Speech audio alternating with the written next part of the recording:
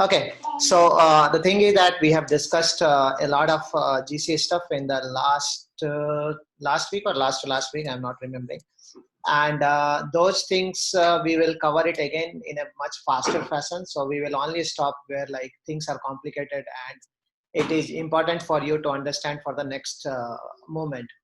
Okay, so we will almost take like each and every detail of the garbage collector till the time it has came, like I think 1995 or 96 kind of time. GC is from JDK 1, and GC, I believe, one of the most important thing for the game changer of the Java in the early days. Now these things are already known to you. You can go through my blogs. I mostly write some kind of technical and internal details, so may not be so useful for the Java application developer, but yeah, it will be interesting for you to go into the detail. um, I have covered what is stack and heap. You all know stack grows upside, heap grows downside. Whenever you have an object in your stack, it will point to the heap and the heap will get pointed to the object. So we have discussed all these things. I have also told you that Solaris Spark was not following this protocol. Their heap and stack both grow upside. Important definition, we will go through these definitions again today. Mark means marking all the objects, sweep means cleaning all the unmarked object, copying means copying object from one place to another place, compaction means removing the complete fragmentation from your source code. So this is how the things work. uh, this is the old generational garbage collector Java heap, which probably will break this ideology today. But just to understand how the serial GC work, how the parallel GC work, how the CMS work, this is still a hold good design where we have kind of young generation, we have kind of old generation, and we have kind of a meta space, right? So as per the generational weak generational hypothesis, most of the object die young, so we will run our garbage collector more frequently into the young generation. So you can see this minor GC, and even the survivors are the part of young generation only, but we use survivor space for different region. We have discussed that in detail in the last session. So anytime when you will see in your log minor GC, that means you should understand that you are cleaning right now the young generation.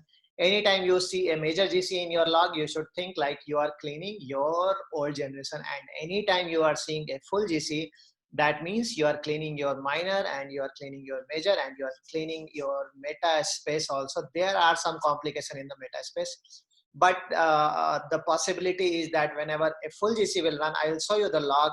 It will tell you that how much minor space got reclaimed, how much major space got reclaimed, and how much meta space got reclaimed. Um, very interesting to know that how things work into the meta space, and we will come back into the detail for that. Okay. And this is again I want to cover, because parallel and concurrent, you need to understand that parallel means some similar kind of thinking working together, right? So when GC threads are working in the parallel, that means there is no application thread is working. Okay, so we can consider that as a stop the world event. That means your application is currently at the pause.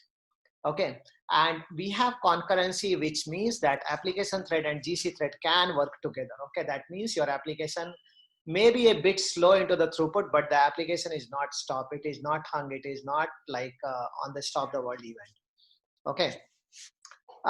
There is a lot of interesting thing that how we actually stop the application thread, how we start the garbage thread, and for that you have to understand the concept of safe point and all. Firoj have a very good presentation over it. I will definitely invite him someday to give that presentation. So we have a like write page, and when you are not able to write to that page, actually you mean that your all the application need to reach to a safe point. So all the details we will cover it someday. Okay, CMS I'm not going into the detail, because anyway CMS is going to be deprecated now. So it's already deprecated in 14. I am not sure that it has removed or not, but CMS is no more into the use for the recent garbage collectors, because we have worked a lot on the G1, and G1 is performing much better than CMS. So people really don't need CMS. So let's not go into the detail of the CMS, but last class I have discussed that how the garbage collector work into the young generation of CMS, and then how it works into the old generation of CMS.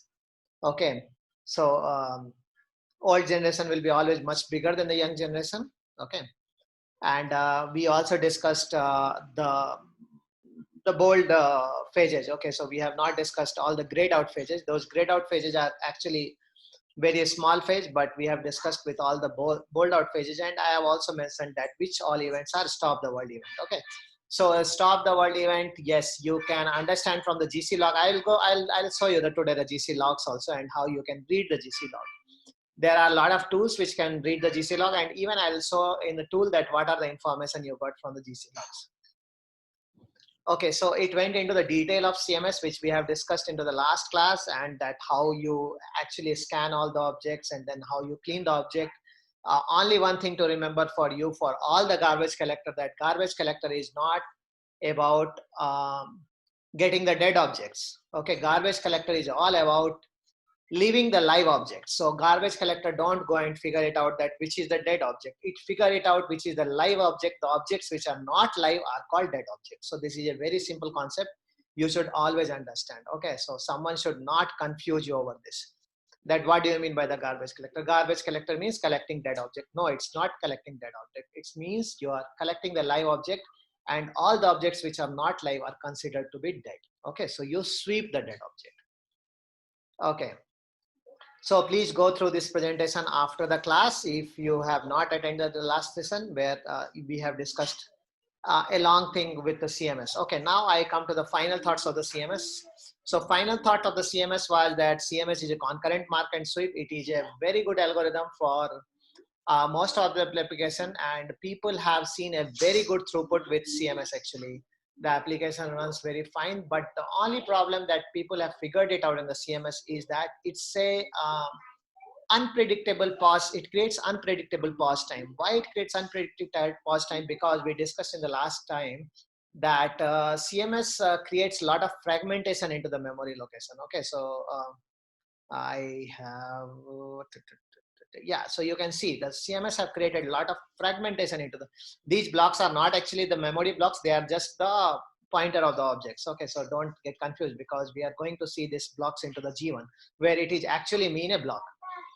So now if you try to fit a big object into this, probably you cannot fit, but is that memory capable to fit? Yes, the memory is capable to fit if I'll do a compaction, right? So what happens that we reach to a phase where we are not able to fit our object. CMS have to go for concurrent mark and sweep to concurrent mark, sweep and compaction algorithm. Okay, which is a different algorithm, and that is something which create a huge pause time into the CMS. Okay, because compacting all the objects in one place, it's a stop the world event. You are moving the memory pointers, so you really have to stop all the activities on your application. Okay, so that's why CMS, I wrote the third point, is less predictable.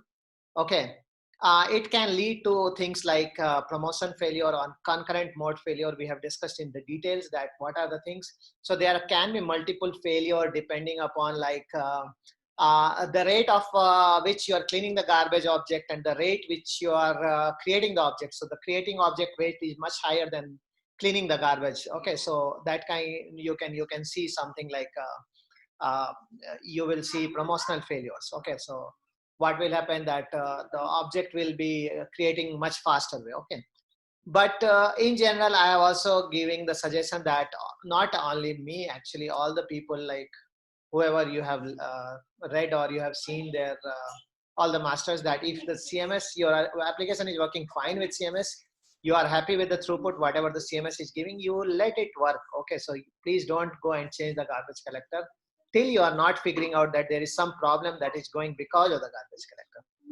Okay, so this is the end of CMS. CMS, I have shown you from the command line also that you can, how you can run the CMS. Now we will going to come to the garbage first collection, that is G1, and G1 became default garbage collector from JDK 9, and now we are like almost in between JDK 14 and 15 time frame.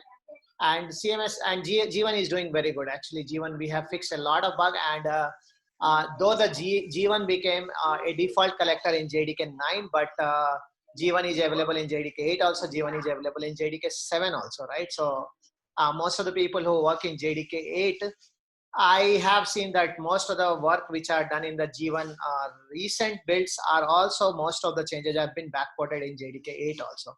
So G1 will give you a very good kind of GC work in JDK 8. Yes, I believe so. Okay, so people who are like kind of seeing a lot of pause in the application can try G1 even with the JDK 8. That is just my suggestion.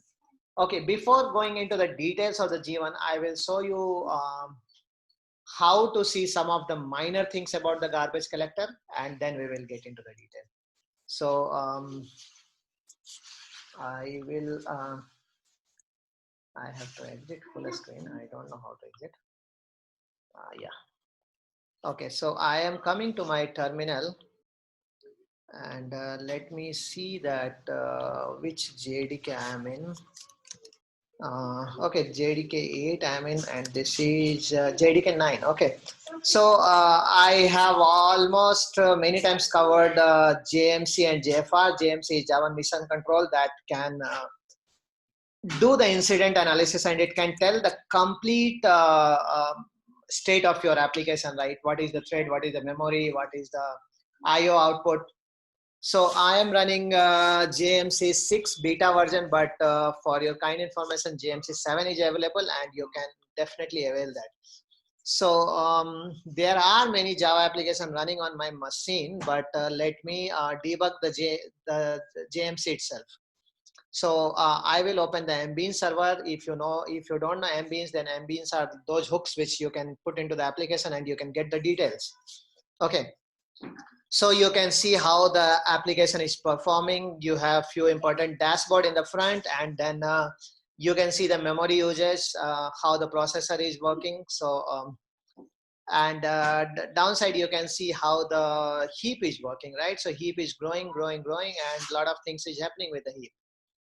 Now, what is my interest? Actually, everything is my interest here, but right now let's focus onto the memory, right? So if I refresh this memory chart, it can definitely tell you the heap histogram, and it can tell you what are the objects that has been allocated. Okay, so definitely byte object being like now the string also converted into byte. Byte will be a big object allocation, and then you can see a lot of object that has been allocated, because you are really running a Java Mission Control. So application is huge application, right?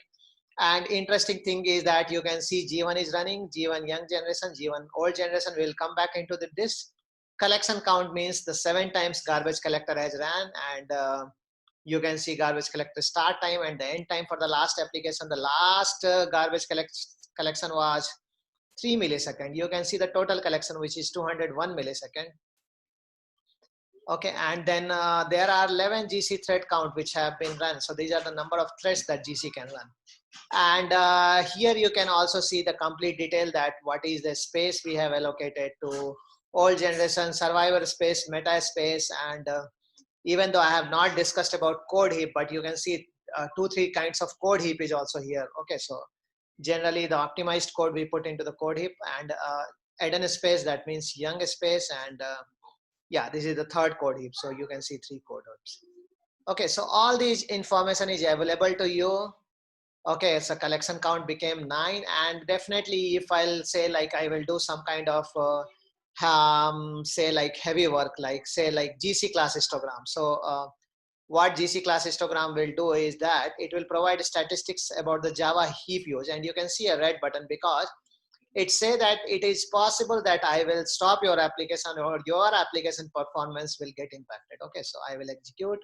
It will give you again the warning, the impact is high, and then you can see it has given all the objects.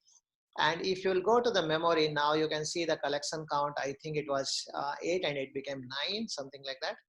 So if you will keep running this kind of stuff more often, okay, so okay, this time the GC collection has not happened, but yeah, GC collection will not happen always. Even when you will say like gc.run, even this don't guarantee that GC collection will happen. Okay, so you can see. Okay, so these kind of applications can create a lot of garbage collection, and definitely in the overview you can see the garbage collections, right? So these spike downs are actually something collected by the garbage. Huh. Okay, so good, you can see all the diagram of whatever the heaps you want to see. It will tell you like the committed Java heap is right now 16 GB, max Java heap, and all those kind of information is available to you. So you can see the details. Okay, so now getting back to the presentation, and before that definitely I'm going to see the questions. Yes, there was a question from Sanjay Vaibhav, if you could Yeah. answer that. Sanjay, okay, let me read the question. So Sanjay says that we called a method which throw timeout exception. It does not come up with a response in 1 second. We entered this method and stop the world event occurs and set the timeout in 1 point. Okay, no, Sanjay, that's not the really the case. So when you are saying that there is a timeout for 1 second, I think it don't consider only the application time. It considered your clock time. So it will time out as per the clock, that CPU clock of 1 second. So if that 1 second, if 0.8 second is just the garbage collector is running, then there is a problem. Okay, so you really need to figure it out. So yes, these kind of things can create like problem with the application, and you need to understand. But generally don't worry about all these things, because the garbage collector is not so weak that it will be keep running so often. And you really have to do, if the code is that much important, you really have to do a benchmark of that part of the code, or you really have to understand the performance analysis of that much part of the code. Okay, 1 second garbage collector running is a huge time actually. Okay, so I have seen garbage collector running even for 10 seconds and even for the minutes, but they are really for like giant applications like Flipkart and Amazon kind of applications. Okay, so that's kind of an answer for your question. Or do you happen? Okay.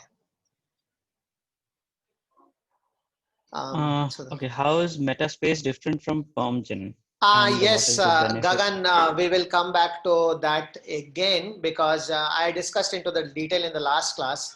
I am not sure that I have covered it or not. So in the JDK 8, we have moved from PermGen to Metaspace. There are, you can understand that we have actually made that boundary flexible, right? So you see that young generation, old generation, and metaspace. So the boundary onto the old generation and metaspace boundary, that is flexible now. Okay. So what happens is that we have kind of tried to ignore out of memory for some more time. Okay. So what happened now that being converted into the metaspace OM will not be so common actually. Okay. So it is possible that that boundary can move to left or right. Okay. And this is just a very naive definition for metaspace. I will definitely try to cover after in the end of the session, and I will show you that what all things comes into the metaspace. And right now you have seen already into the GC that you have something available here for the metaspace. And definitely I'll show you that what kind of objects get allocated in the metaspace and what is the meaning of the flexible boundary. So I'll explain you everything. Okay. And you can definitely see that metaspace is a non-heap part, right? Can you focus on the second part, non-heap part, right? So we are not considering metaspace as the heap, just like how the code heap, we are not. Code heap is heap, but it is not a heap. Okay, so anyway, we'll discuss about the code heap also. So we will discuss all these things probably into the detail. Yeah,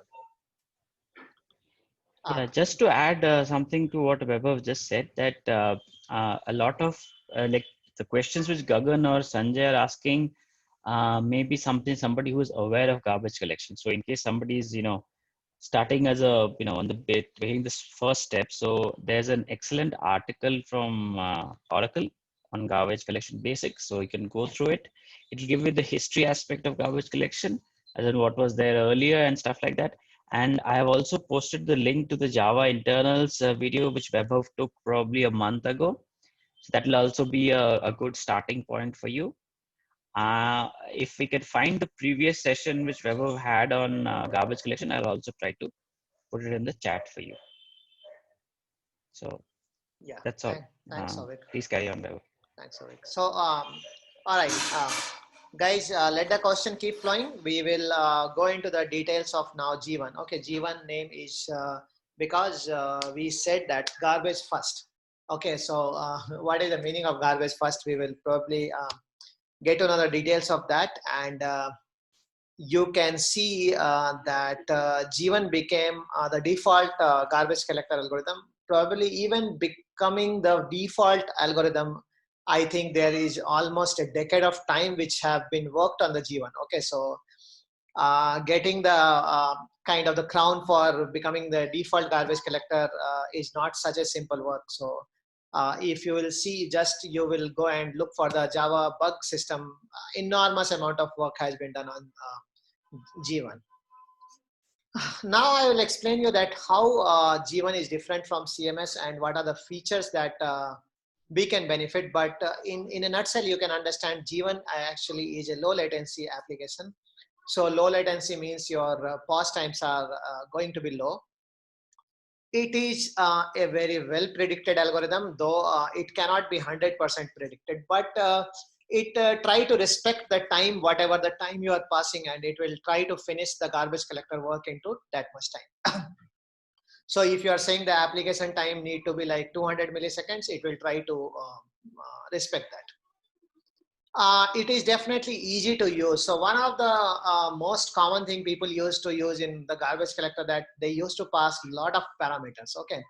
And in fact, we were also kind of motivating them to use a lot of parameters, but going forward, like from the G1, and even we will talk about GGC, most of the applications, most of the things JVM can analyze by itself. So you really don't have to pass too much of parameter till your application is not doing some extraordinary thing, or you are not putting some kind of hack in your application. Definitely, if your application is doing something extraordinary, then you should look for still the parameters. Like if your application is creating too much of object, then what I'll do is that I will definitely look to increase my, say like my young generation size. Okay. So, but mostly these applications can run without too much of the parameter change. Okay, this application is also concurrent. Concurrent, you understood. This application is also parallel. Parallel, we covered what is, and it is a better compacting algorithm. So that is where G1 makes difference, right? So CMS has a huge problem in compaction. If you are not using JDK9, means if you are back to JDK9, you can use this. You can use with JDK8 and 7 also. And definitely you should be careful with your greedy throughput desires, right? Because when I will reduce pause time for the application, definitely throughput will also get impacted. Okay, so everything cannot be get into the same plate, right? So there need to be a trade-off, which is definitely a pause time and the throughput trade-off. Now let's go into the detail of the G1. G1 memory layout is very different from the old Java structural memory layout, where I told you like this is young generation, this is old generation, this is metaspace and all those kind of things. So now the heap are broken into a different structure. Okay, so what we do is that we actually break the complete heap into 1 MB blocks. Okay, so now these are the blocks of 1 MB. Okay, why 1 MB? Because we have seen the performance on 1 MB. Okay, it can be 2 MB, or it can automatically can join to make multiple MBs, but it is a multiple of 1 MB blocks. Now we give few blocks for the young generation, we give few blocks for the old generation, we give few blocks for the survivor. It is just like how it was into the old time, right? And then we have given the blocks for the humongous memory. So humongous memory means you are creating a massive memory, right? So massive memory, we are trying to handle it in a different way. We will not make like put into the normal young generation or the old generation, because there are many reasons for that. First of all, the most important thing is that when you are creating a humongous memory, I believe that you are going to use it for little longer time, right? So running a garbage collector very often into the humongous memory, yeah, may not be a good idea actually. So that's why the humongous memory is segregated from the fight of old and young.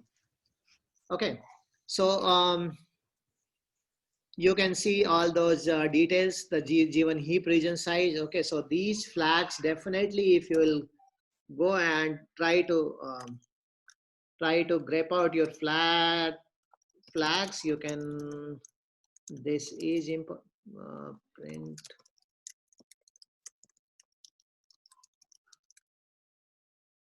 Right.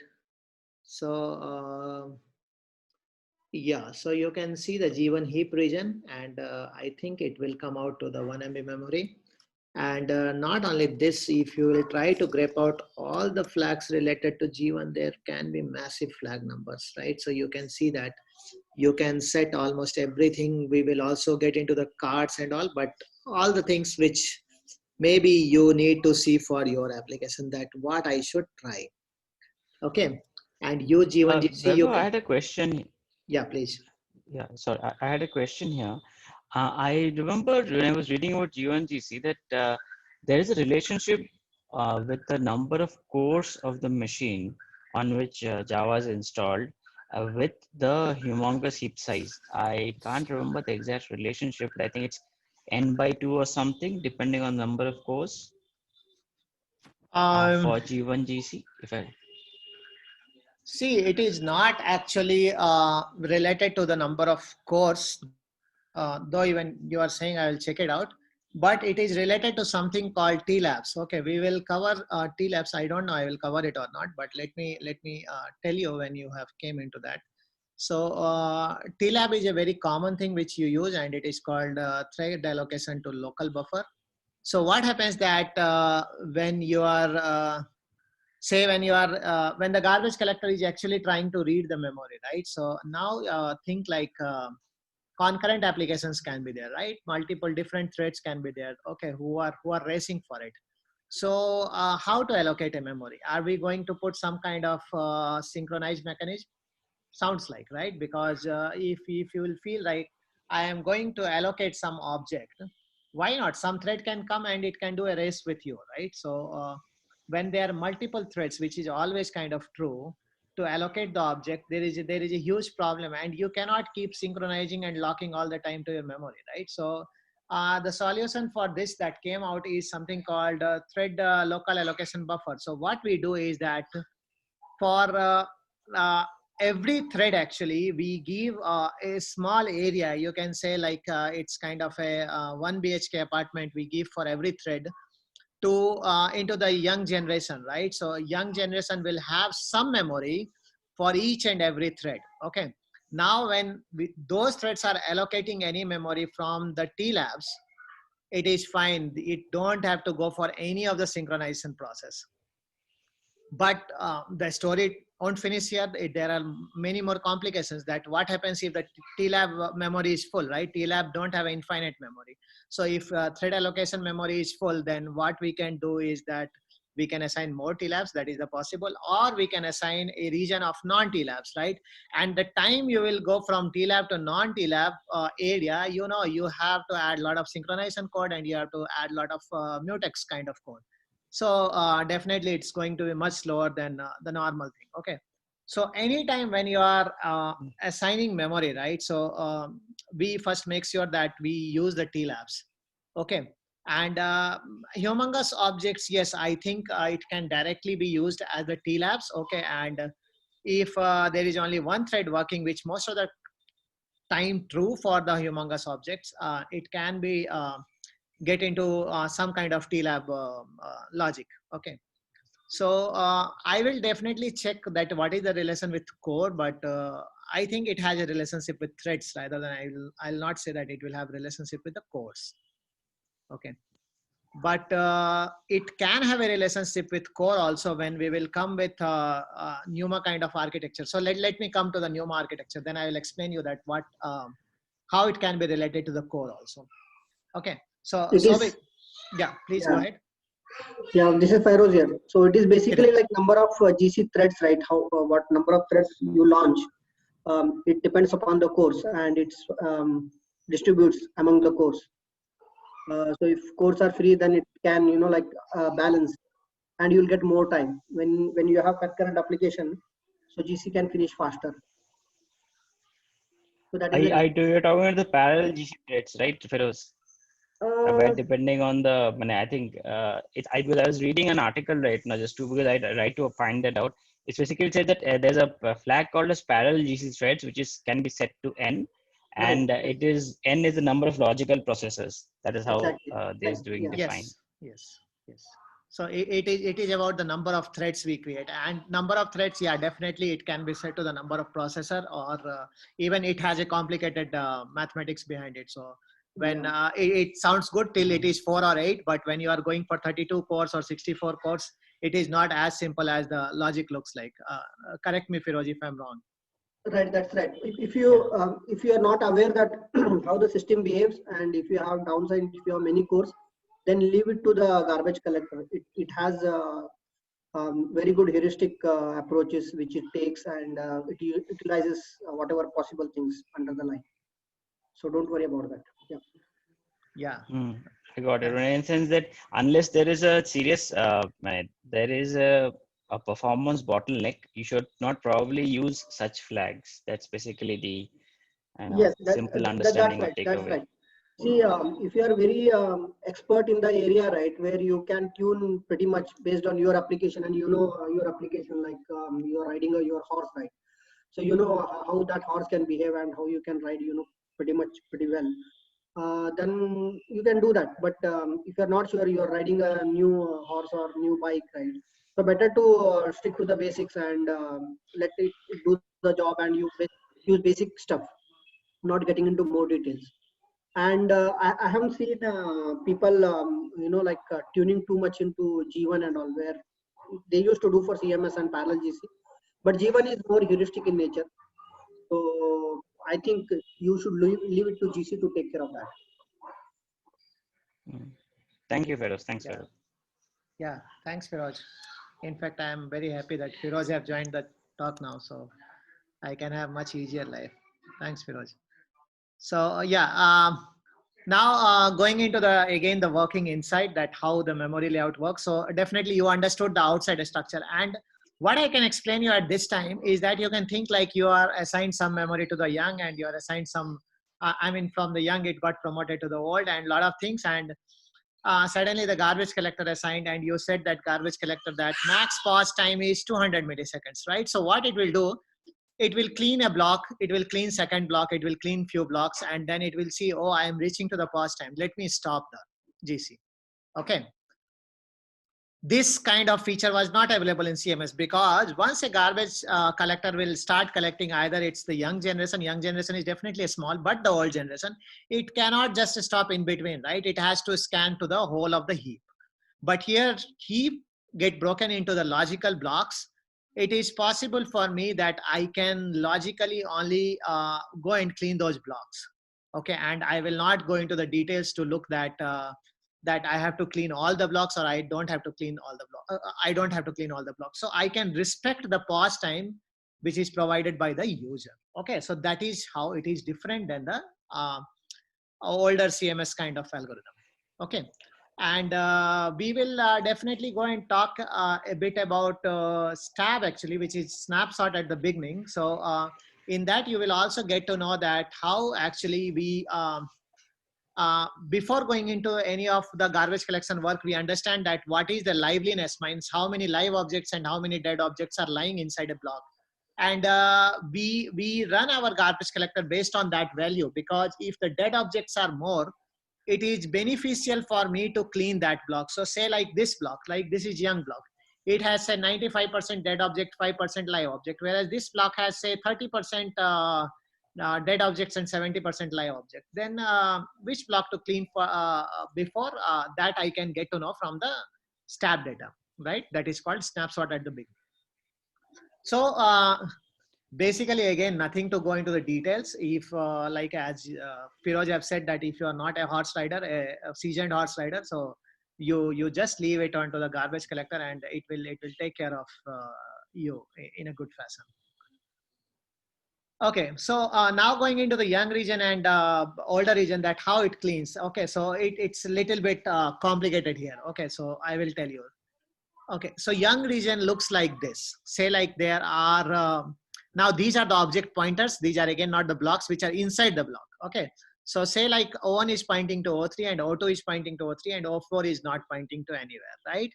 And this is the first block, and the second block is like O1 is pointing O3, O2 is pointing O3, and then there is a GC root that can point here. Okay, there is a GC root.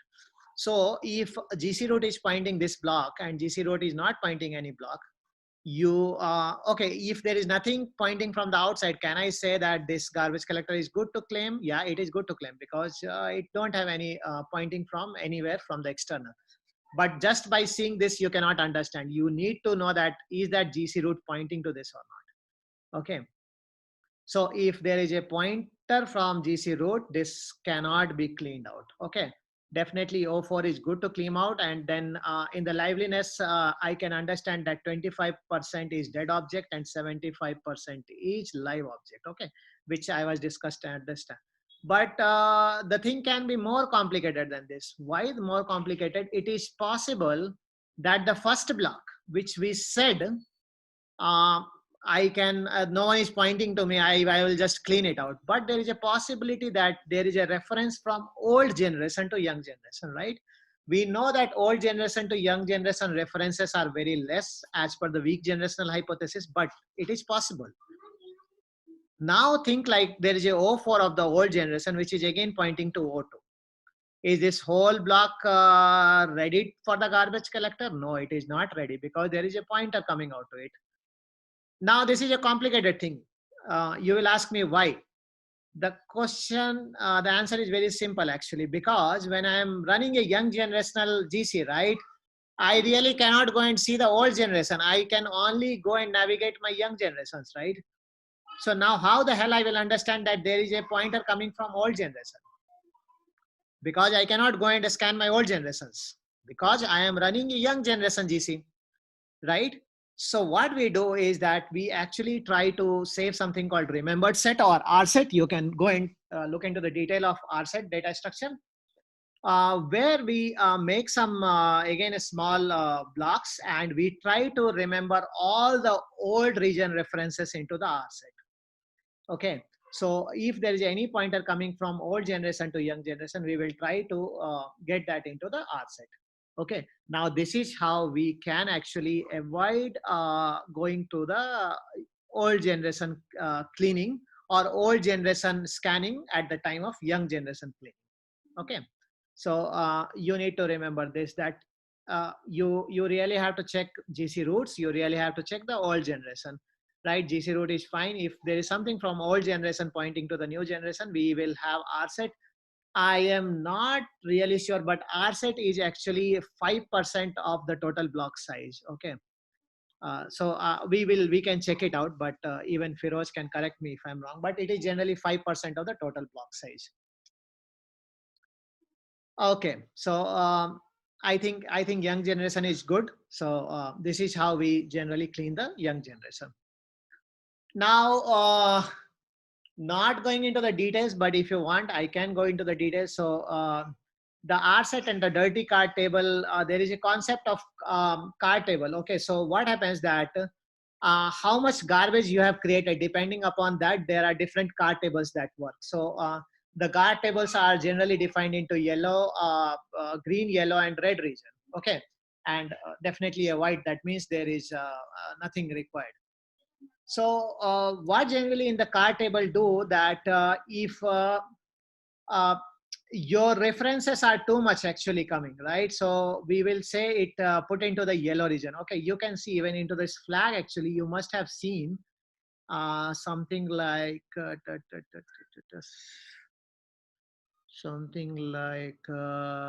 refinement. Yeah, you can see this GGC refinement, the green zone, red zone, and yellow zone will be also somewhere. I cannot just see it, or maybe it has changed. So you can see these flags. Okay, so it is there, Vaibhav. The last of its street was there. it is the thanks, at the man. very, Thanks, man. Yeah, yes, thank you.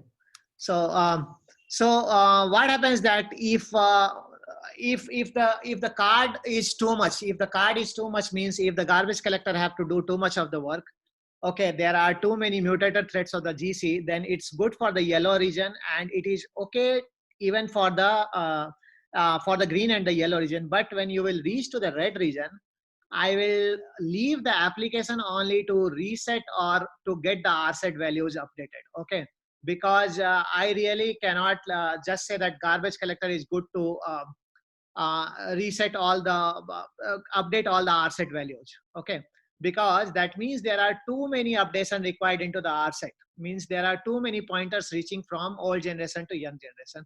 And what we will do is that we cannot do it so faster. We will leave the application to do it. Now, what we did with this is that we made the application slower, and application is still running, and application and GC thread both can do and finish the RSET updation work. Okay.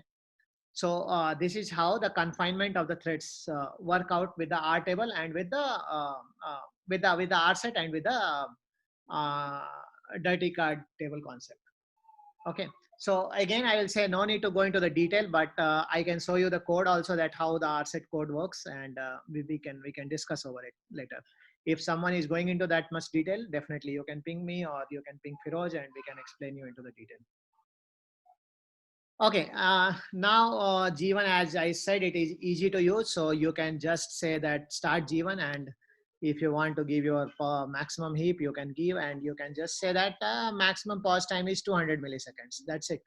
So 200 millisecond is a soft goal, and it will try to get all the time the garbage collection within 200 millisecond, but it is not a guaranteed stuff. Okay, so you cannot say like kind of RTOS, real-time operating system, or real-time Java, that it will be always less than 200 millisecond. It cannot be guaranteed. Okay, but it will try to respect your application as much as possible.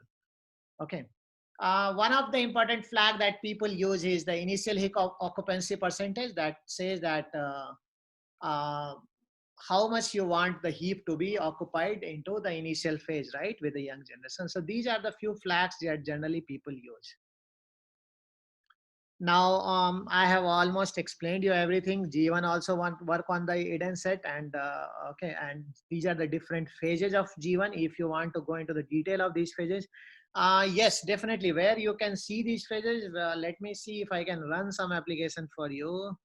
I was running in the morning GGC and then epsilon GC. Then we will come back to that. And with no GC, that means it will run G1 GC, right? So. Okay, till the JDK 8. Okay, there is again a talk by Firoz on to the how the unified logging mechanism work. So now actually you don't really have to write big VM arguments to get the GC log. So there is one argument called -xlog, and whatever you will put the detail with -xlog, it will just take that detail. So I am saying that log all the garbage collector stuff.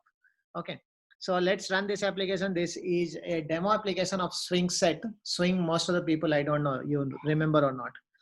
So it's a very beautiful application written, and it's a very old application. So what I'll do is that I will navigate a bit in this application, and I will show you how the garbage collector works, right? So you can see the shape structural change, and you can definitely change your gradients, and you can say like, okay. So you can see now there is a black gradient working on the application, and even I can change the gradient to, now you can see all these movements like, okay, and don't worry. And these are the switch buttons, different frames. I can set some files from the file chooser and all those kind of things. And I just want the garbage collector to run a bit. That's why I'm navigating through most of the part. And definitely you can go to the source code. So if how is this written, you can go and look into the source code. Okay, so everything is available here. Okay, so now you can see that a lot of details has been there. Now I'm closing the application, and why I ran this application. So first of all, when you run with Xlog GC, it like the old time, it unlike the old time, it will first tell you that we are using G1. Okay, this was also issue for a lot of the user, that they were not able to get to know that which garbage collector is running. Okay, now you can see all the garbage collector phases, right? The G1 evacuation pause. Okay, the concurrent cycle, pause remark, pause cleanup time. These are all the phases of G1. Okay, so in fact, I have written that like root scanning, RDate update, all these kind of phases will be written here. Now, time. Yeah, what is the time it takes? Like it has went to the young generation, and it has claimed from 13 megabyte to 4 megabyte, right? So it has taken like 9 millisecond kind of time, and this first is the timestamp, right? And this is all informational value, and you can see all the pause, and you can see if the phase will be concurrent, it will tell you that it's a concurrent phase. Okay, like for the remark, right, it will tell you it's not a concurrent phase. Okay, so else it should have been written like pause concurrent remark, but we know that remark is not a concurrent phase. Okay, and generally you can say that remarking and all will take little bigger time. There is a humongous allocation also here, right? So you can see that there is a humongous allocation object happened, which we discussed. Again, there is a humongous allocation of happened here.